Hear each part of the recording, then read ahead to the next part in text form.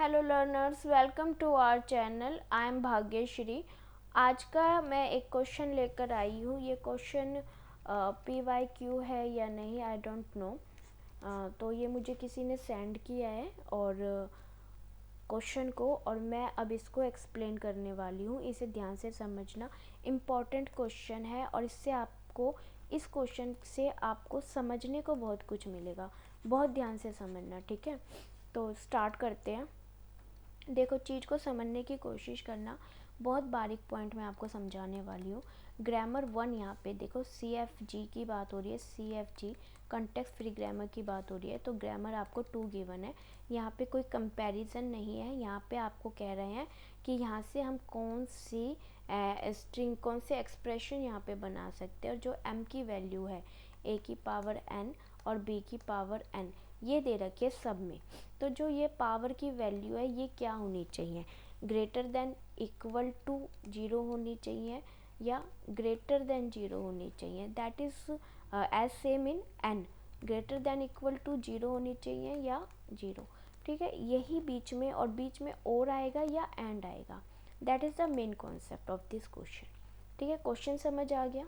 अब हम आंसर की तरफ चलते हैं, एक्सप्लेनेशन की तरफ चलते हैं। तो एस क्या होती है? स्ट्रिंग होती है, ठीक है। स्ट्रिंग कौन कौन सी जनरेट हो सकती हैं? गिवन है हमें नॉन टर्मिनल और टर्मिनल और नॉन टर्मिनल। तो नॉन एक स्ट्रिंग हमें G1 की ही बात कर रहे हैं हम केवल। तो एक हमें केवल B दे रखी है। B को हम एक्सप्लोर करते हैं तो हमें नंबर ऑफ B मिलते हैं, ठीक है। B से लेके कितना मिलता है? B की पावर n तक। लाइक दैट मैंने एक एक्सप्लोरेशन, एक स्ट्रिंग मैंने ये जनरेट कर दी है। एंड सेकंड में एस स्ट्रिंग से बी लिया, एंड बी से मैंने फिर बी लिया, एंड देन मैं अगेन बी लिया, एंड मैं टिल तब तक ये लेती रहूँगी जब तक मैं लास्ट में बी नहीं ले लेती।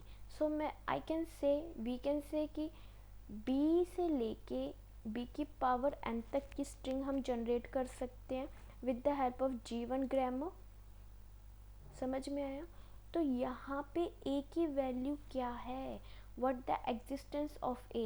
b इक्वल टू 1 है और a इक्वल टू 0 है with the help of b, string जो हम b के साथ जनरेट कर रहे हैं।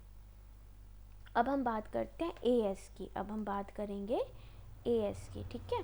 तो as में यहाँ पे s को मैं एक्सप्लोर करती हूँ। मान लो मैं नंबर ऑफ as लेती हूँ, तो यहाँ पे स्मॉलेस्ट a कितना मिल रहा है? अभी तो मिल ही नहीं रहा। तो नंबर ऑफ s लेती हूँ, नंबर ऑफ s लेती हूँ, नंबर ऑफ s लेती हूँ। तो इस s का तो एंड ही नहीं हो रहा ना। कब तक नहीं हो रहा? जब तक मैं b नहीं ले लेती। और b पे आके एंड कब होगा? जब मैं स्मॉल b ले लूँगी। तो मैं ये कह सकती हूँ कि सबसे मिनिमम इनपुट तो हमें जो स्ट्रिंग मिल रही है a b मिल रही है। How can? लाइक s से मैंने as लिया और इस s से मैंने b ले लिया और b से मुझे b मिल गया। तो नंबर ऑफ जो स्मॉलेस्ट स्ट्रिंग है वो हमें a b मिली। ए बी से लेके कहाँ तक मिलेगी? a की पावर एन बी तक। इतना समझ आ गया? तो यहाँ पे a की वैल्यू क्या है? 1 से लेकर n तक, है ना। और b की वैल्यू क्या है? b की वैल्यू आपकी मिनिमम 1 है। कहाँ से लेके? b की पावर n तक। हम b की पावर n भी ले सकते हैं। क्यों? हम इसमें भी सेम ये वाला प्रोसेस चला सकते हैं यहाँ पे, है ना। समझ में आया मैं क्या समझा रही हूँ? देखो, ग्रामर कैसे जनरेट करते हैं, स्ट्रिंग कैसे जनरेट करते हैं with the help of the grammar, ये मैंने आपको कई PYQ में समझा रखा है ना। अभी मैं आपको ये नहीं सोच के चल रही कि आपको स्ट्रिंग जनरेट करनी नहीं आती। मैं ये सोच के समझा रही हूँ कि आपको स्ट्रिंग जनरेट करनी तो आती है, पर आपको शायद ये बनाने नहीं आते जो कंफ्यूजिंग यहाँ पे गिवन है। तो मैं आज का जो फोकस है वो यहाँ पर है, ठीक है। तो अब मैं जो पॉइंट समझा रही हूँ वो ध्यान से समझना। देखो, स्ट्रिंग ग्रामर 1 में अगर हम as से स्ट्रिंग जनरेट करते हैं, ठीक है। s स्ट्रिंग से हमें as मिला, a से हमने स्ट्रिंग जनरेट की, तो हमें स्ट्रिंग मिली a की पावर n b की पावर n तक, ठीक है। तो यहाँ पे जो मिनिमम नंबर ऑफ a और मिनिमम नंबर ऑफ b है वो 1 1 है।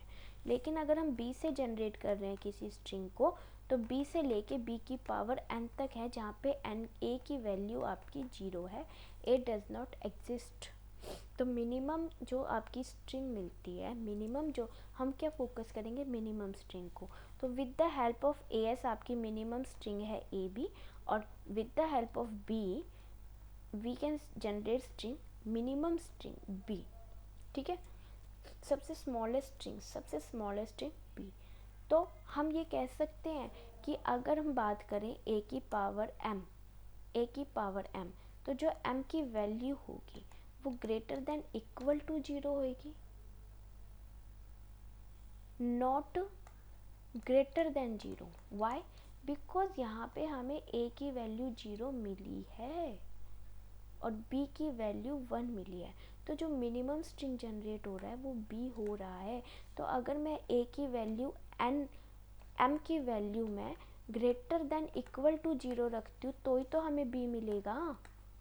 अगर मैं कह दूँ m आपके ग्रेटर देन 0 यानी 1, अगर मैं कहती हूँ m की वैल्यू ग्रेटर देन 0 है तो a की वैल्यू मुझे 1 रखनी होगी, यानी मिनिमम 1 तो हमें मिलेगा। हमें तो मिनिमम 1 a नहीं चाहिए ना, हमें तो मिनिमम b चाहिए, क्योंकि सबसे a b, पहले b फिर a b। कोई भी स्ट्रिंग बनाएंगे तो हम ऐसी सबसे स्मॉलेस्ट में तो जो 1 लेंथ की स्ट्रिंग हो गई वो तो b हो गई ना, ए बी तो सेकंड लेंथ की हो गई, 2 लेंथ की स्ट्रिंग हो गई। समझ में आ रही है बात? तो यहाँ पे हम क्या कहेंगे, देखो मैं एक बार इरेज कर रही हूँ, थोड़ा सा कर देती हूँ, सिर्फ क्वेश्चन की तरफ से इरेज कर देती हूँ।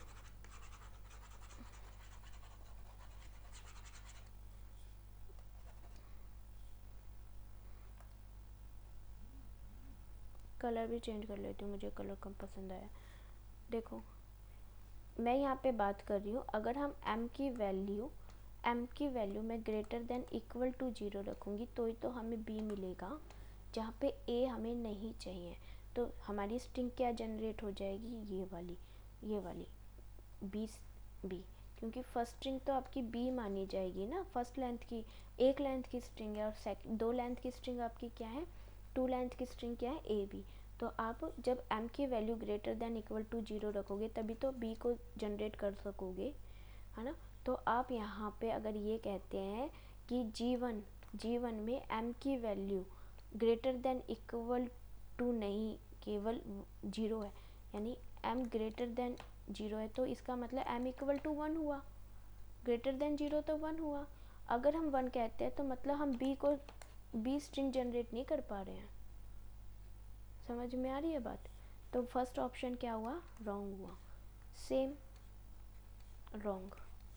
थर्ड में हम देखेंगे, क्योंकि इन्होंने कहा g1 एंड g2 रिस्पेक्टिवली, तो ये ही g1 है, ठीक है ना, ये, हाँ जी, ये हमें मिल गया और m भी मिल गया। अब हम n की बात करेंगे, n आपका ग्रेटर देन 0 ही आएगा, यानी n आपका ग्रेटर देन इक्वल टू 1 आप कह सकते हो।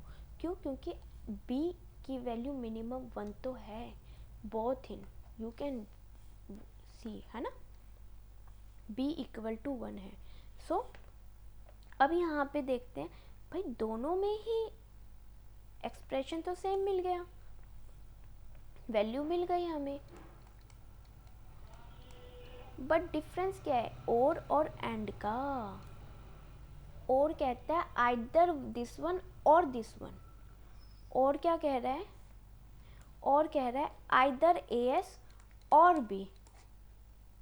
लेकिन हमने जो यहाँ पे इसको जनरेट किया है, दिस वन, ये तो सॉरी यही जनरेट किया है ना, हाँ, तो ये हमने किससे जनरेट किया है, ये हमने किससे जनरेट किया, with the help of both से।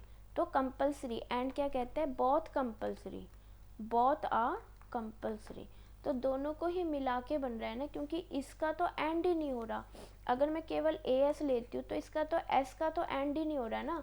ये क्या एक्सप्लोर कर रहा है, नंबर ऑफ ए की power and number of A, infinite A explore कर रहा है ना, बट एंड नहीं हो रहा है। एंड कहाँ पे हो रहा है, जब हम बी पर आ जाते हैं, जब हम ए की वैल्यू बी, एस की वैल्यू बी लेंगे और बी से हम सिंगल बी जनरेट करेंगे, सिंगल बी से लेके बी की power N any number of B we can generate with the help of B, है ना.